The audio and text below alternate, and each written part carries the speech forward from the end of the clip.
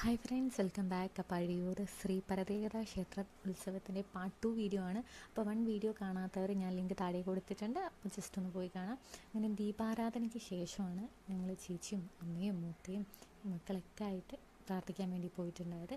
അപ്പോൾ ആ ഒരു ടൈമിൽ പ്രഭാഷണം കാര്യങ്ങളൊക്കെ അവിടെ നടക്കുന്നുണ്ടായിരുന്നു. എന്താ ഈ ഒരു ശിവൻ്റെ അമ്പലമായതുകൊണ്ട് തന്നെ അവിടുത്തെ ആചാരങ്ങളും അനുഷ്ഠാനങ്ങളും അങ്ങനെ ഒരുപാട് കാര്യങ്ങൾ ആ പ്രഭാഷണത്തിലൂടെ അതിൻ്റെ കൂടെ തന്നെ നമുക്കറിയാത്ത ഒരുപാട് കാര്യങ്ങൾ ആ പ്രഭാഷണത്തിലൂടെ കേൾക്കാൻ വേണ്ടി സാധിച്ചു എന്നുള്ളതാണ്.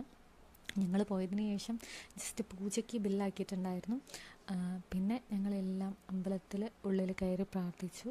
പിന്നെ അമ്പലം ഒന്ന് ചുറ്റിക്കറങ്ങി. ഞാൻ ആദ്യമായിട്ടാണ് ഈ ഒരു അമ്പലത്തിൽ ഞാനും അമ്മയൊക്കെ പോകുന്നത്. അതും ഉത്സവത്തിൻ്റെ ഇടയാണ് വന്നിട്ടുള്ളത്.